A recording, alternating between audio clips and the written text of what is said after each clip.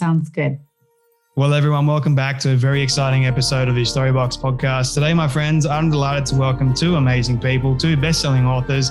Their names are, I got first Gary Thomas. He is a best-selling author and international speaker whose ministry brings people closer to Christ and closer to others as well. He unites the study of scripture, church history, and Christian classics to foster spiritual growth and deeper relationships within the Christian community. He's authored over 20 books, believe it or not. I'm still trying to get my first book off the ground. How about that? And it sold over 2 million copies as well and translated into many languages. And next, I have the pleasure of speaking with Debra Fileta as well. Now, she is a licensed professional counselor specializing in dating, marriage, and relationship issues, along with a spectrum of mental health disorders and issues. She's also the author of True Love Dates, Choosing Marriage, and Love in Every Season. They both have a very exciting new book that I'm pleased to introduce to you guys, and I'll be speaking to them both today about. It's called Marriage Sex. How many of you are already interested right now? A Christian couple's guide to reimagining your love life. It's an absolute pleasure, and I want to welcome you both, Gary and Debra, so much to the Storybox podcast today. Thank you for having us. Thanks, Jay. It's an honor to have you both here. I mean, we were just discussing a moment ago about this book, and I really wanted to have you both on because I feel like this is a conversation that needs to be had and a message that needs to be spread. Before we dive into all of the goodness that this book is, I have a question for you both, and I'm curious which one wants to start with this one. But what does success look like for you? Who wants to go first? Success in general, it's funny because even just this book launching into the world has been a reminder to me that success is not book sales, interviews, podcast, reach, platform, Instagram. I just got back from a vacation with my family. I've got 4 little kids and a husband, and just looking at the life we've created. These little healthy little kids are, a good, strong marriage. God just kind of reminded me all of this stuff that you're doing is the extra, but what really matters and what really indicates success is how you're honoring me with this group. And so to me, that's kind of what my focus has been these days. How about for you, Gary? It's to hear those words, well done, my good and faithful servant. That's not in opposition to what Debra said, in addition to it, because I think what she's saying is a part of that. Yeah. But it really is. I believe in the end, the 2 Corinthians 5:10, we will all appear before the judgment seat of Christ, that each one may, give credence to what has been done while in the body, whether good or useless. And I want to hear those words, well done, my good and faithful servant, from my Lord. CJ, that's how you know he's a pastor and I'm a counselor. No, I love both of those answers right off the bat, right? Yeah, I love both of those answers. I can relate to both of them, even though I don't have kids yet. But I understand the sheer gratitude of just being alive and being present with your friends and your family. I feel like that is important. Yeah. And that guides me to one day, I hope and I pray that I do hear those words from God, well done, my good and faithful servant. Like that for me is, I guess you could say they're both guiding lights for me. But I'm curious for both of you, how did you both get started? I mean, Debra, you are a counselor, and Gary, you are a pastor, both two different professions. How did you both get started? We'll start with Gary first. You mean working on the book together? Oh, not the book, your actual careers. We'll get to the book in just a moment. Yeah. Sorry, my bad. Yeah. Desperation would be the one title if you write the book. There's not anything people would pay me to do, much besides what I do, writing and speaking. I'm a mechanical idiot. Love sports, but I couldn't make a living at it. Not that good with numbers. I don't like to be in charge of people. And it's what I believe God really called me to do. I'm one of those that knew when I was 8 years old, this is what I wanted to do. I loved books. I wanted to write. The challenge is getting paid to do it. So I'm just really glad it worked out. There was a famous novelist. You're probably too young to remember her. She did a trilogy of prehistoric people, Jean L. And she said, the writers who succeed aren't those who want to, but those who need to. And I don't think I've ever forgotten that quote, because for me, it was sort of this desperate, this really needs to work. And I can't tell you how grateful I am that it has. How about for you, Debra? Yeah, I've always loved helping people and working with people and figuring out how people work and how God wired them and getting to the roots. I was always one of those friends who everyone came to kind of tell me their problems. And honestly, I love finding solutions and helping people find solutions. And then when you mix that into just living the healthy life that God wants for us, being a licensed counselor just seemed like the perfect fit for me. And I love every minute of it. Do you find it challenging, or more or less, what is the most challenging part about your job? I would say the hardest part about my job is the heaviness. You're waiting in a lot of people's hard things. You're carrying their burdens with them. You're hearing trauma. You're hearing addictions. You're hearing a lot of really hard things that isn't just easy to, turn off the lights and go home and pretend like you didn't hear any of it. So I think there's a heaviness there that you carry, a responsibility that you carry. But at the same time, there's hope. There's the ability to help people carry that burden. There's the ability to help them lift it and lighten their load. And so it goes both ways. I would say the hardest part is also the part that is filled with the most hope. How about for you, Gary? I'll come back to that in just a moment. But how about for you, Gary? What's the most challenging part about what you do? Well, I love the writing process. I even like the editing process. I love the research process. The worst part is probably, marketing. I wish I was better at marketing. Yeah. But for the writing thing, it doesn't feel like work. It really is one of those things where, assuming I'm not overly tired, if it's Monday and I don't have many meetings, I can do a lot of writing. For me, that looks like a glorious week. For you, Debra, how has your faith in God helped you within your job? Yeah, I look at healing as a holistic experience. I actually just wrote a book before this one called Are You Really Okay? Yeah. And it's about the idea that for us to be whole people, we've got to be emotionally, spiritually, mentally, and physically whole. And so the spiritual part is a big piece of healing. And I think sometimes it gets overlooked in the context in the secular conversation where we just kind of talk about mental health, emotional health, but spiritual health is a big part of that. And it informs all of those things. They all kind of work together. So my faith in God has been crucial, foundational. It's the root that everything I do kind of overflows from. I want to ask you, Gary, the same question. How has your faith in God helped your job currently? Yeah. Well, it's my faith is the end, not the means. I mean, the reason I write is an expression of the faith. Matthew 6:33 is sort of one of my key verses. And if you look on side of my wall, that's the artwork is a nice calligraphy of that, which is seek first the kingdom of God and his righteousness. And so it goes back to what I said before, well done, my good and faithful servant. I do this as the most effective way I know to be a part of the great kingdom adventure, the one that will outlive me, that if I disappeared tomorrow would still be glorious and victorious and wonderful. And I may just be one grain of sand on an entire beach, but the beach is so wonderful. I'm happy to be that one grain of sand for such an important work. I love that. Now, I want to ask you both, because you have teamed up to write this new book called Married Sex. How in the world did that happen, firstly, and whose idea was it to write this book in the first place? Well, I approached Debra. I'd read, I think, all of her books before that. I'm not as sure about True Love Dates if I'd read it by then, but I love the way she thought. I like the way that she writes from a thoroughly biblical worldview. She's conversant with scriptures, but she brings in great licensed counselor training and perspectives. I wanted to do it with a younger person. Debra's in her 30s. I'm clinging to my 50s. She's a licensed counselor. I'm a pastor. Just felt like a book that would be so helpful for couples would have two completely different perspectives, a younger marriage, an older marriage so we could address couples from all walks of life.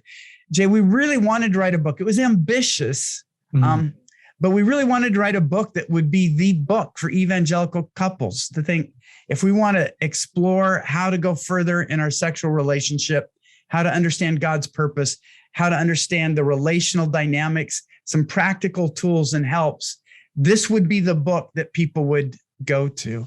And I think one of the highest compliments for me is when several pastors said, this is that book.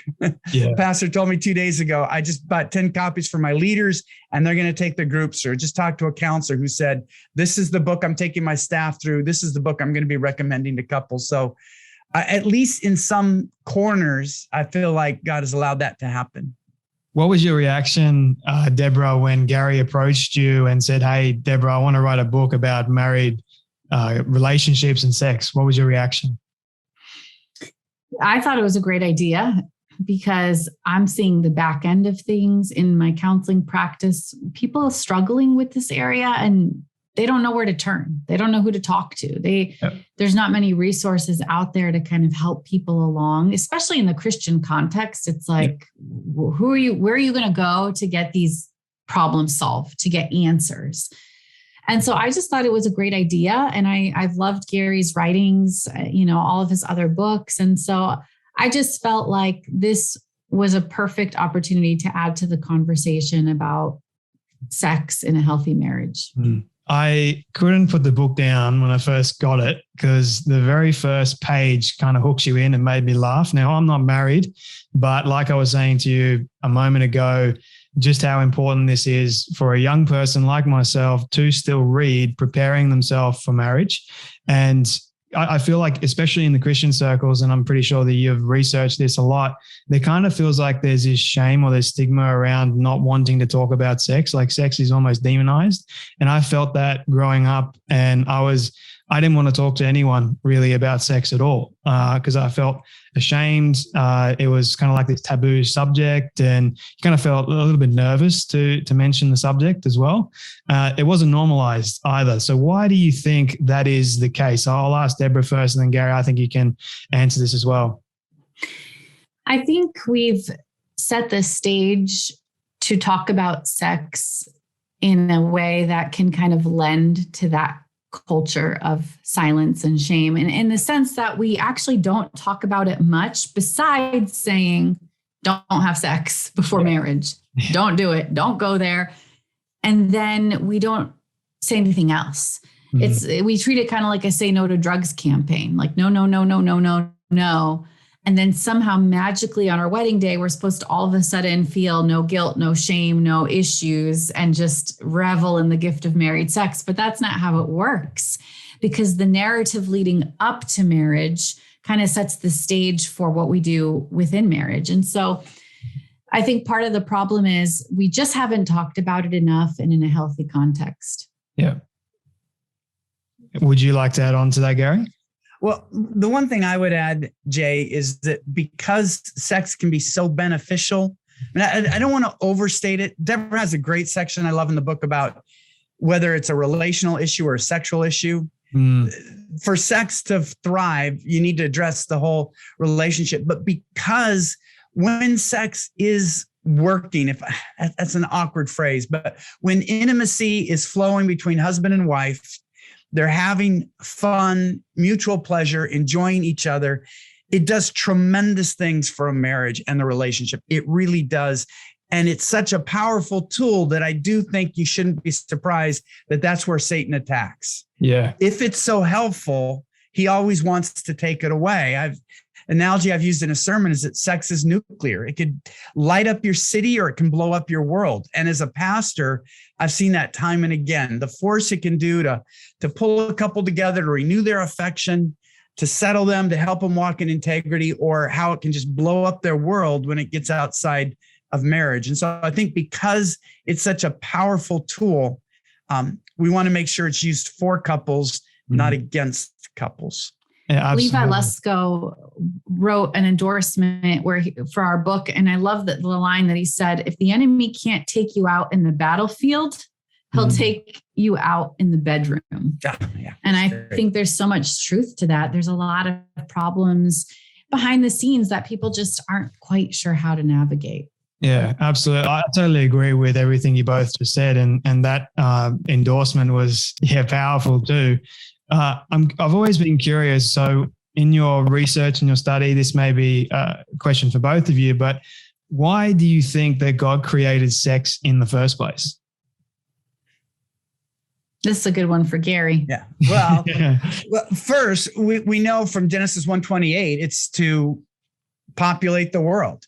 I mean, you could say the very first commandment in Scripture is to have sex, in the sense of Genesis 1:28, be fruitful and multiply. He wasn't talking about petri dishes. So you could put it that way. But then we know throughout other parts of Scriptures, like the Song of Songs, sex is celebrated without any reference, not a single one, to conception or procreation. Every time sex is mentioned in the New Testament, it's a relational thing. It's not a utilitarian means just to create children. So by saying that's one of the reasons, that's certainly not the only one. Mm-hmm. And when I just think of what it does to our brains to help us reunite, that the oxytocin that's released, the fact that we can literally create human beings who share our DNA. Debra shared this wonderful picture. They were recently in California with their family, and you've got her and John and 4 kids that obviously share their DNA. It is such a beautiful sight to see that. Are you saying they all look like us? Parts. I mean, it's just, you're a family. Yeah. And it's just, I just think what it does, Jay, is just amazing. And then the fact that it grounds us as people who are incarnated, we are embodied, we have nerve endings. We were designed to receive pleasure and to give pleasure. And one of the silly little factoids that came out was how when you're giving touch, the way our nerve endings and receptors respond, the person giving touch receives pleasure back. Yeah. And that's so God, that you're giving pleasure and receiving pleasure by giving pleasure. I mean, when you really just step back and look at it, it's an amazing thing that God has created. Mm. Do you want to add on to that, Debra? Yeah. The other thing that kind of came out through this book, and it's a known fact, but we just kind of focused in on the fact that the female sexual organ has literally one and only purpose, and that's sexual pleasure. That's it. So to think that there's an entire body part that God gave a woman just exclusively for sexual pleasure, there's no other reason, is eye-opening to me, and I think to the majority of people, to think, you know what, like, God really does care about this. He wants us to enjoy this gift. He made it for us to enjoy. And it's a reflection of something even bigger. The connection between a husband and a wife is a reflection of our need to connect, our desire to connect, even as a single person. The fact that you were made for connection. There's something really powerful and beautiful there. And I really think that deep down, our need for sex is actually a need for connection. There's a bigger picture at play. And so the whole thing, when you look at it through the context of who God is and what he wants for us, I just think it's a really powerful and beautiful thing. I have so many questions that I want to ask you, but the one question that I do want to sort of dive into at the moment is in relation to why God created sex specifically for married people, and why it's changed in today's society that people, I guess, they don't want that commitment, they don't want that attachment. So why do you think God made it just for marriage? I'll ask Debra first. Sorry. Well, I'll focus on the psychological components and have Gary focus on the biblical components. When you look at the power of sex, I mean, there's a couple things that sex does for you. Number one, I think sex creates a bond. Gary mentioned oxytocin, the hormone that's released when you're engaging with someone in such an intimate way. They call it the bonding chemical, because there's something powerful there that just makes you feel this closeness. The other thing that sex does is it releases pressure in a relationship. And that can be used in a healing way. You know, when you and your spouse have had a little bit of an argument or you're just not feeling connected, sex can be used to kind of release some of that tension.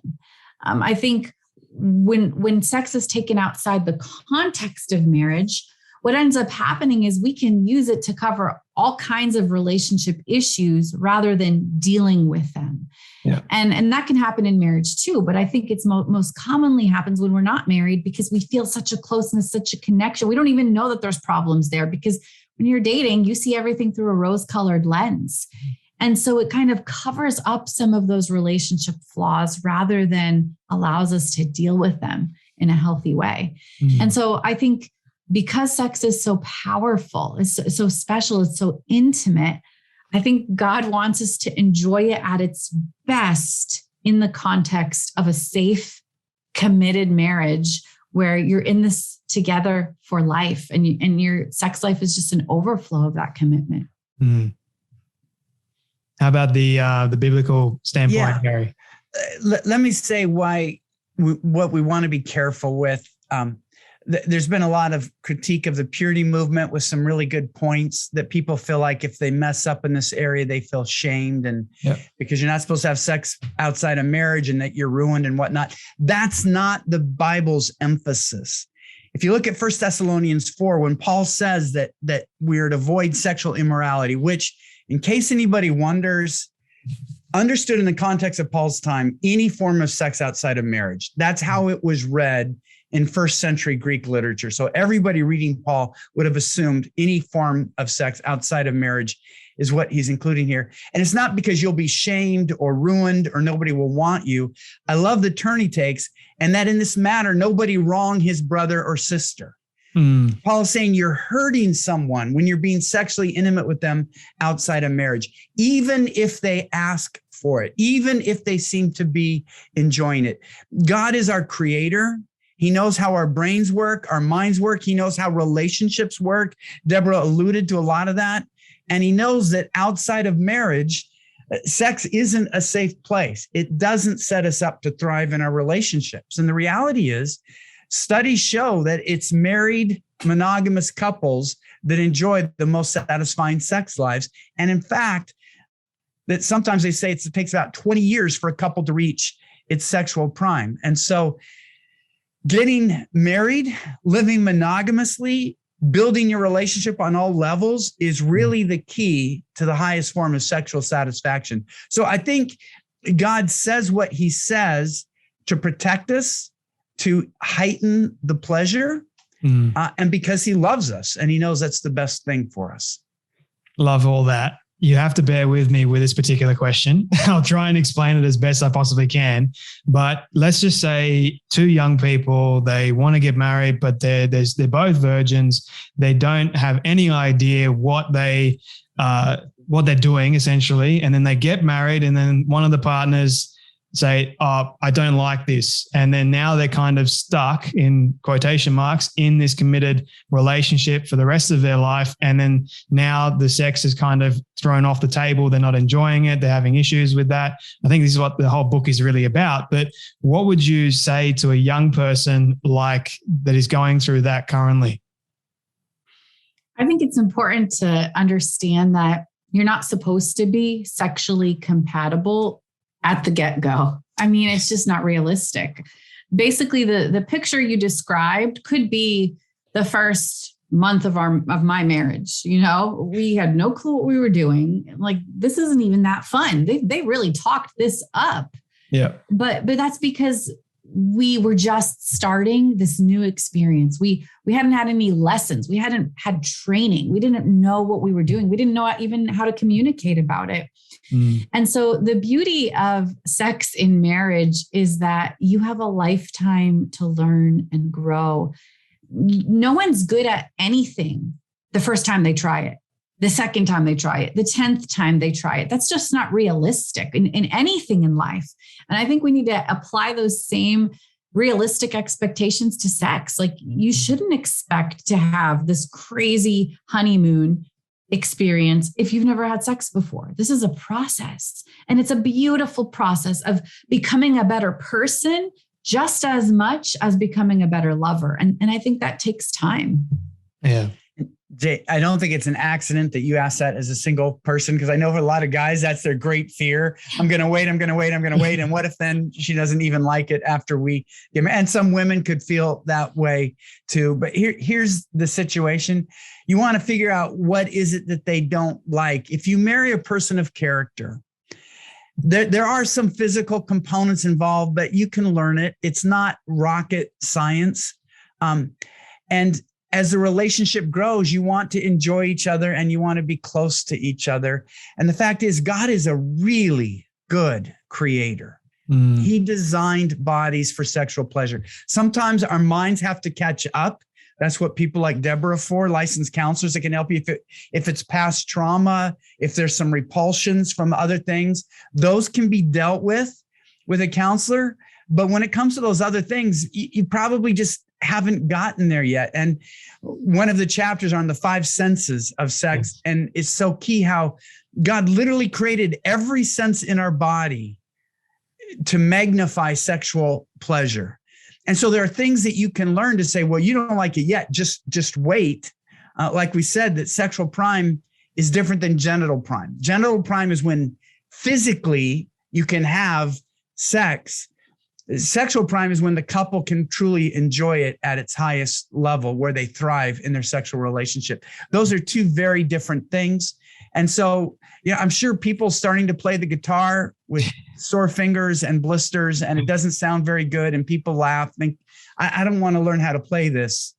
But aren't we glad that Jimi Hendrix kept playing to leave the legacy he did? And I think it could be like that with sex. Not only that, Jay, but I think there's a learning curve to talking about it, learning to have conversations about sex, talk about what you like, what you don't like, what you need, what feels good.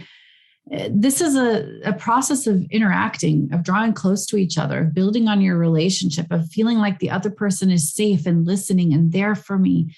And when you have those things in a marriage, you will be able to get your sex life to a good place. When you've got a listening ear, when you've got someone who cares about how you feel just as much as how they feel, somebody who's putting your interests first, thinking of you. When you've got that going both ways, you're going to get there. It's just a matter of conversation, time, learning, technique, all of these different things that you're going to build upon through the years.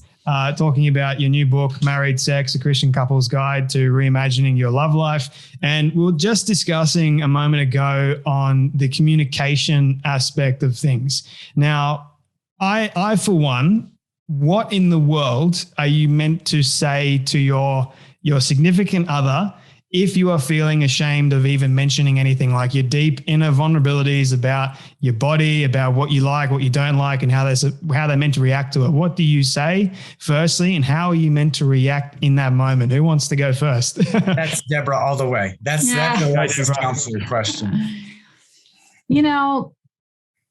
When you're talking about it from the lens of a single person, I think it seems overwhelming to just imagine a relationship in which you can be vulnerable, authentic, real. But I really think that's the joy and the beauty and the purpose of the dating stage. Yep. It kind of sets you up to start having those conversations, to start seeing, is there safety here? Is there trust here? Can I be vulnerable? What is it like? So it's almost like the test run, the dating stage. You don't just go from singleness to all of a sudden you're in this vulnerable, authentic, let me just tell you my deepest, darkest secrets. Trust is not something you just give as a gift. Trust is something that has to be earned. And so it starts in the dating phase. It moves into the engagement phase. By the time you're in the marriage stage, you've really set up the foundation of trust and intimacy and authenticity. So when something comes up and you've been working on those things, it's so much easier to start the conversation there versus from scratch. Yeah. Not to say it's simple, because, my husband and I do this thing that we call Sunday night check-ins, where we kind of share some of our vulnerabilities, some of our struggles, some of our fears, insecurities. And when we first started doing that, there is a little bit of discomfort. That's a little awkward. It's like, how much do I share? How much do I not share? What's the reaction going to be? But again, when you know that you have a safe relationship and you've kind of built that during dating and engagement, it sets the stage for these type of conversations. And I think the key is going into these conversations with a listening ear, like listening well. Not being there to defend yourself, not being there to fix the problem. I just want to listen. I just want to hear you. I just want to see what you need. I also think whenever you're the one that wants to share something with your spouse, start with affirmation. I always talk about having the emotional bank filled up before you make withdrawals. So let's say, Jay, you're married to a woman and you're struggling with something and you want to share, there's something in the relationship that you think you guys need to work on. You always start by filling her tank before you make those withdrawals. Yeah. And whether it's talking about communication, whether it's talking about sex, whether it's talking about your own personal insecurities, I think it's important to kind of see it like a bank and make sure you're making those healthy deposits first. Yeah. How do you know within the context of you actually starting to date, how do you know when is the actual right time to bring all this up? Yeah. I look at dating in different seasons. I kind of relate them to the natural seasons, spring, summer, fall, and winter. And each stage kind of serves a purpose. But if we're kind of looking at it like a timeline, I think the season of fall, which is kind of the season when your true colors start to shine through. The season of winter, when things are, your emotions are kind of starting to settle into a routine and you're moving towards engagement. You've built a good amount of trust by then. And I think that's a good stage to kind of start revealing some of those things that are going on inside of you that maybe you've kind of kept to yourself. You didn't have the trust in the relationship then.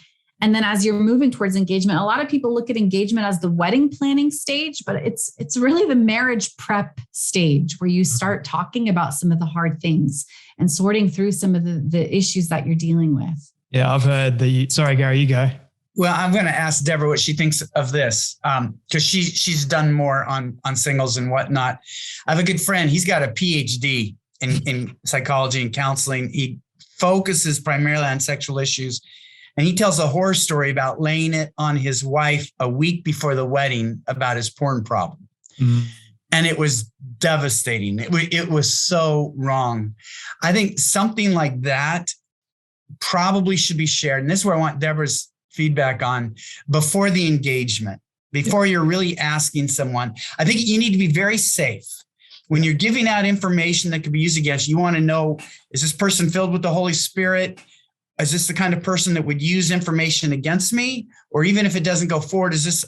But eventually, I think before you're asking them to make a public commitment, I think you've got to kind of tell them that this is the baggage I'm carrying. And I'd say the same thing if you're $250,000 in debt, if you've got a serious life disease where just something where I think before you get to that engaged where people know it part, you've got to reveal some of the stuff that somebody just has a right to know before they make a public commitment.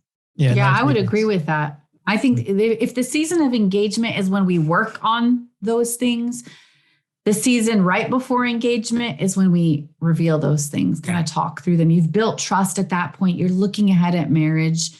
But before you make that public commitment, I think it's time to get real about some of the things that you're struggling with, some of the things that are going on deep down inside. Yeah, Gary actually went ahead of me and asked a question I was actually going to get into. So may as well get further into it. Now, the idea of, or the area of pornography is quite broad, and it can be a touchy subject for a lot of people. I know it can be a very vulnerable experience, even opening up about it. I know because I struggled with it for a number of years, ever since the age of 12, and even removing yourself away from that and what my porn addiction did to my past relationships, it's absolutely dreadful. But you have these, I guess, counselors and these people. I want to be very respectful of their credentials and their opinions and so forth here, but From your perspective, why is porn or bringing porn into a marriage or relationship, why is that dangerous? And for those couples that think, oh, it's not doing any harm if we both watch it together, what would you say to those people? Who wants to go first? Jay, before I'm going to let Debra kind of pick up on that, but can I talk to you directly about this? Of course. I work with a lot of premarital couples, but when I'm working with just one party, it's usually the young men, and sometimes even before they're engaged. And I just want to say, as a guy in his late 50s, you grew up in a different world than I did. Yep. I grew up in a world where you could get dad's magazines or something. My dad didn't have them, but they would be behind a counter. You had to be, I don't know, 16, 8. I don't know how old you had to be. And it's not fair to say to a 12-year-old boy, click on this button and you get to see what a naked woman looks like. Click on this button, you get to see what sex is. I grieve for your generation. And I don't think it's a fair fight, because I've seen earnest young men who love the Lord filled with shame and guilt when at 12, you didn't have the spiritual wherewithal for something that's powerful. And I think God's judgment is on those who caused you to stumble, not a 12-year-old boy who isn't looking for it, or even if he was out of curiosity and it overwhelms him. So I just want to say, from a pastor's perspective, sort of an older guy's perspective, good for you for recognizing the harm. But when I'm working with couples now, with guys your age, it's like, when did it happen and how extensive has it been, rather than has there ever been exposure, because it's near ubiquitous. And then I'll let the counselor pick it up from here to answer the second part of your question. Yeah. I think it's important too to differentiate that there is problematic porn use and then there's addiction. Yeah. And I would say that we've got to kind of know what we're working with first. But going back to your question, as far as a couple, what about a couple who wants to watch together? I think what's dangerous about this is that when you're watching porn, it's releasing certain chemicals in your brain that feel great. Yeah. It's arousing your body. It's changing your template. And when I say template, it's like the certain things that get you aroused. It's almost like tasting certain foods, right? When you're used to having cotton candy all the time, real fruit isn't going to taste as sweet. It's not going to taste as good. And so you're putting these things in front of you to get aroused, but then it starts to deplete your ability to find joy and pleasure in real life relationships, in real life interactions, in real life bodies and connection. And so I think it's damaging for the sheer fact alone of the fact that it's taking away from the joy and pleasure in your marriage, not to mention all of the other injustices, of what porn actually is and the people who are in porn. And we could even talk about the next level of like why this is harmful to the world in general. But just speaking to your one question about what does it look like in a relationship, you're causing more damage to your relationship than good. Yeah. And Jay, for the young men and women, frankly, because there's a growing number of women struggling with this, it's one of the worst miseducation formats ever launched against young people. I worked with a couple one time where he thought something was wrong with his wife because she couldn't orgasm through penetrative sex alone, if nothing else was going on. And I had to point out to him, that's true for about 85% of women. I said, not only is she not abnormal, I said, she is very, very normal. I said, well, but then it takes like 10 minutes, of stimulation afterwards. I said, which is actually less than average. So he had a wife who could warm up. She's above average. And he thought something was wrong. And I had to stress with him, they call them porn actresses for a reason. Yeah, they're acting. And so you really got to recalibrate your brain. That's why you want that period of abstinence and really focus on the relationship and reconnecting, because porn is it's a lie. And what Debra says is it's usually abusive. A woman who, and says, well, we just go on free sites. One woman shared with me where she was abused as a young woman. And so actually as a young girl. And so when she became a young woman, she started making free videos because she felt empowered by it. She became a believer and realized how messed up that was. Yep. And Jay, she can't get them back. No. And there could be people in her church, there could be people she knows, but once they're out there, they can't get back. And so there really isn't any victimless porn, because hopefully everybody who did that has repented and wants it back. And so I agree with Debra. It's not just about what it does to us. I go back to 1 Thessalonians 4, and that in this matter, no one should wrong their brother or sister. Yeah.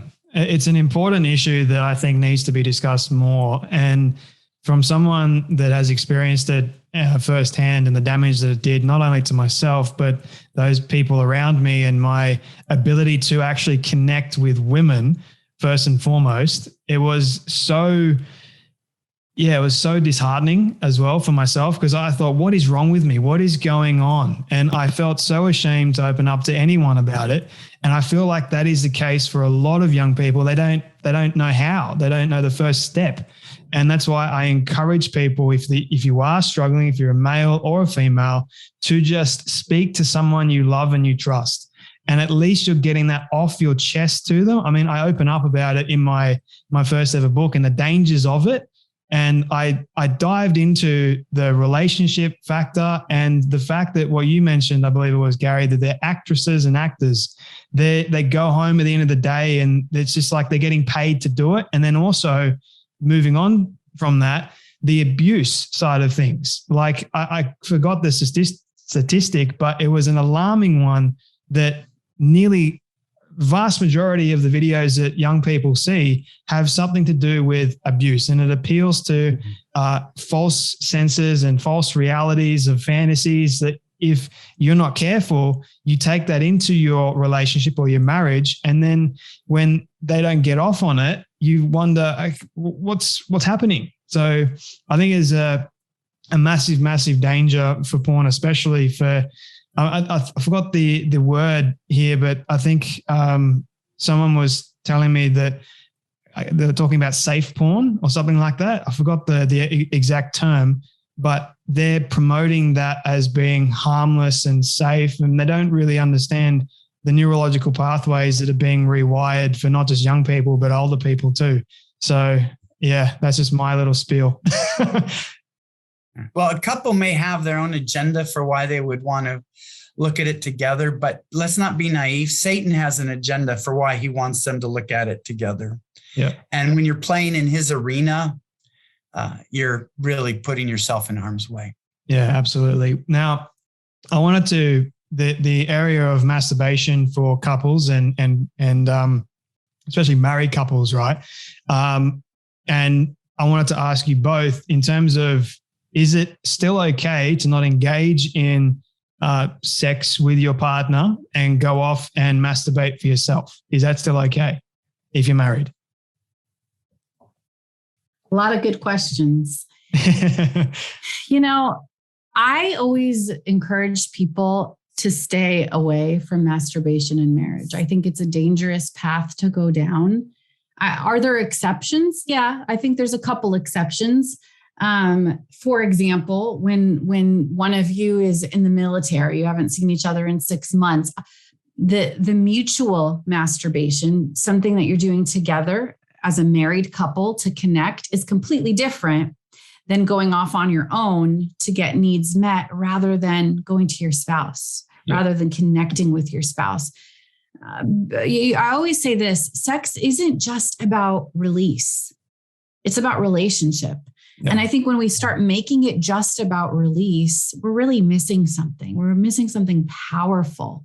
And so I think self-control is an important part of marriage. It's an important skill to be a healthy person. It's a skill that you're going to need as a single person, and it's a skill that you're going to need in marriage as well. And so I think it's I think it's important to lay the groundwork. And when people ask me, my advice is let that be something that you discuss as far as mutual masturbation, but as far as solo masturbation, I think the healthiest option is that that's off the table. Yep. Do you want to add on to that, Gary? I think that's a great answer. When Debra and I did what we called the Shades of Gray chapters, we really tried to say we want to speak clearly where Scripture speaks clearly, and not where Scripture doesn't. Scripture doesn't have an absolute prohibition on it, but I think the relational dynamics that Debra talked about are certainly ones that we want to consider. I'm not as adamant when I can't say, thus saith the Lord, as we can on some issues. But there are some things, Dr. Mitch Whitman is he's worked on these issues for his entire life. He got his PhD in sexual counseling and those issues. But I like what he says is he goes, make sure it would always be focused on your spouse. And if you do, don't ever think of something your spouse wouldn't do or your spouse behaves in a way they won't. Every act of sex should be relationally connecting, which is why I'm glad Debra mentioned the military deployments. I've worked with a lot of military branches on that. And so I think that's the issue. Now, these days with communication, I don't think it has to be solo. And I think it's certainly dangerous when it is. The other thing that another PhD says, Dr. Steve Wilkie, is that there should be no secrets in this area in marriage. If you can't talk about this with your spouse, you shouldn't be doing something on your own. So I tend to lean where Debra went. I don't like to go too hard where Scripture doesn't have this prohibition. But then if you do decide to go there, I think there's some of those very important things where this isn't something secretive and it's real. You're not fantasizing about anything else. Every time you think of sex, it should be focused on cherishing your spouse. Yeah, absolutely. Totally agree with you both and both your answers. I think it's important to also realize, like, as we're having this conversation and even throughout the book, there are some things that Gary and I have different beliefs, preferences, opinions. And I think that's part of a healthy conversation about sex. Gary says a lot that this is a book that's more about questions than answers, questions that you're going to ask your spouse, questions that you need to talk through. One couple might believe different things or have a different standard than another couple. And obviously there's black and white issues, but there's also some grays. Yeah. And to make everything just black or just white gets us in the shame cycle if we're not careful, the guilt cycle if we're not careful, putting sins on things that are actually preferences. And so you're going to find that it's okay for us to disagree on this subject in particular or to have different opinions. And I think that's part of a healthy conversation about sex. Absolutely. I've got three. Jay, sorry. But this is why it has to be particular as well. If a guy is going through recovery, if porn has been a big issue or something, often masturbation will be seen as resetting the date of his recovery. And so it really is one of those personalized things where I think you have to be careful, where I think there's some clear cases where, that's really not helping you. I'm glad that you added on to that. Very, very true. And something that I have thought long and hard about, and the whole idea of abstinence and waiting until I do get married. And I know it's not going to be easy, but still it's definitely going to be worthwhile for my future relationship, whoever that person is or she is. I have three final questions for you both, if you don't mind. But before I ask them, where do you want people to get a copy of this book? Anywhere books are sold, Amazon, Barnes & Noble, Christian Book. The website that you can go to is marriedsex.us. Okay, I'll make sure that everyone knows where to go. This is a question that you do answer in the book. You give a lot of tips and a lot of strategies on how people can spice up their sex life and in marriage, and doesn't matter the age that they're at. And you even talk about how sex should only get better as you progress in age, which I thought was a very interesting thought. I think society has kind of made this thought that when you get married, that's where sex goes to die, Right. If I can say that. So what are some strategies and tips that you would give to people, whatever stage they're at in their marriage at the moment, to spice it up a little bit? This is a great one for the 5 senses of sex that Gary wrote about. Go, Gary. Yeah, well, it's amazing how the Song of Songs celebrates sexual pleasure as it relates to literally each of the 5 senses: sight, sound, taste, touch. When I start to say that, I always think I'm leaving one out. Smell is another one, because it just engages your brain. If people are familiar with old style computers, you don't see as much on a laptop. The more you use programs, the more you'd see the computer's motherboard light up. It's just drawing more. It's making the computer come alive. Yep. Our brains are a little bit like that. And when you engage the senses, adding things like music, we talk about, especially with women, using your voice as an instrument and how you can set a whole new tone. Changing things up. There's a whole chapter, Choose Your Adventure, on different positions where you can do it. And then one that a therapist told me he found very helpful and will be using in his practice is called sacred simmering. The notion that it's very hard if you live at ice cold to get to red hot. And so on days when you think you might be sexually intimate, learn how to simmer. And we go through the Song of Songs as they discuss that. It might be favorite parts of what you find most attractive about your spouse. It might be what you like about them relationally, how you respect them, but you're warming up your thoughts so that you want to connect with them later in the day. And we even have a couple where a woman, they just felt like they were always living at ice hot, and literally tell how from the time she wakes up until the end of their date night, how they've learned to set it up so that they can really look forward to that night. There's just a lot of practical things you can do. And we have a lot of stories from couples about things that they've learned to do just to bring a new element into lifelong monogamy.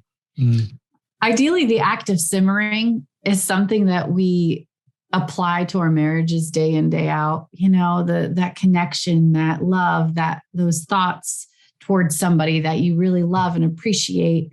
I think that's the ideal case scenario, is that we're constantly at a warm place so that sex is easy and happens often naturally.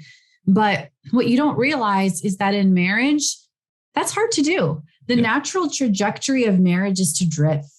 And you've got to really work hard to stay connected emotionally and spiritually and physically and mentally, and just to keep your heart at a simmering point.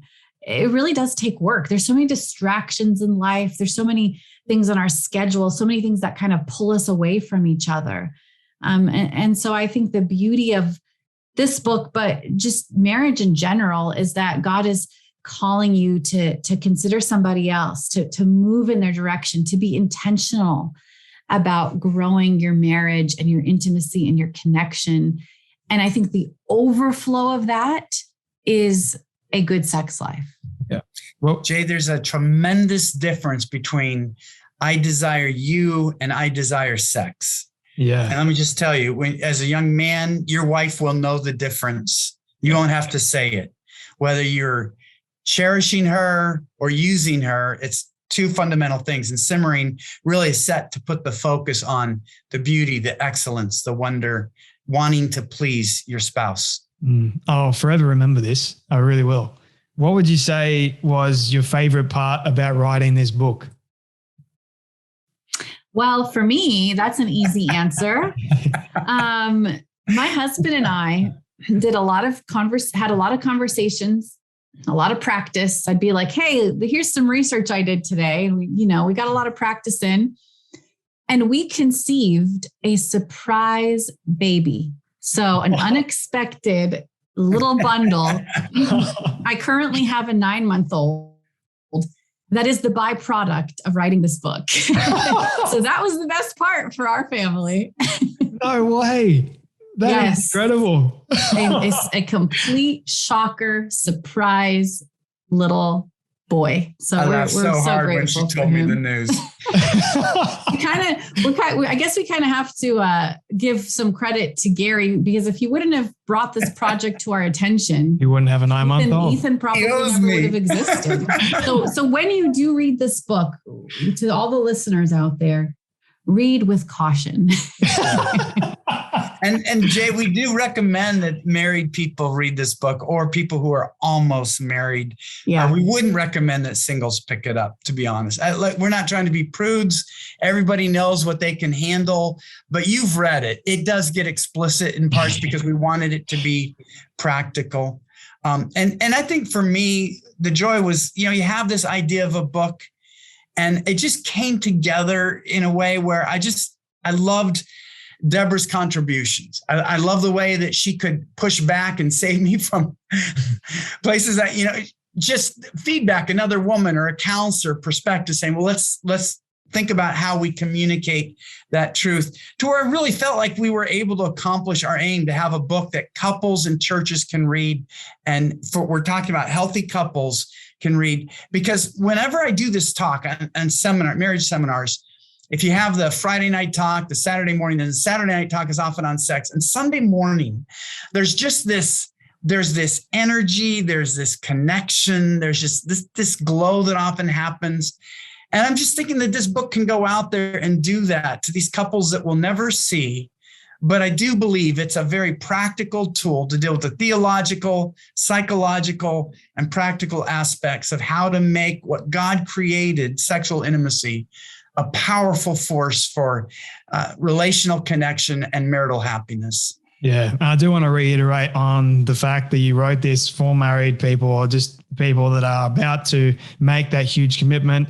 And for single people, I will warn you again, like, it is a very racy book. But for me personally, I found it very, not only interesting, but very helpful in preparing myself for that one. It was also a massive, reminder of why I don't go down these areas anymore and why I'm waiting. So if you do want to read the book, I would encourage you to prepare yourself beforehand and then go into it with caution as well. But my final question for you both, I've really, really enjoyed this conversation. Sorry, I have so many more questions I could ask you both, but my final question, this is a hypothetical one. I want you both to imagine with me that you've been able to reach the age of 100. All your friends and your family have decided to put together a film for you of everything you've ever said and everything you've ever done. Don't ask me how in the world they got it all. We'll just call it magic for the sake of argument. But they've been able to get it and show it to you on your 100th birthday. What do you want that film to say and to show about your life? Who wants to go first? Gary can go first. Well, I'm going to sound like I'm copying J. Mark Comer, Jay, because I loved his answer about love. I would love people to look back at my life at 100 and say, that was a man of love. He loved God. He loved others. He was all about that aspect of relationship. Yeah. How about for you, Debra? That's a hard question. If I had to wrap it up in one word, I think it would be the word healing.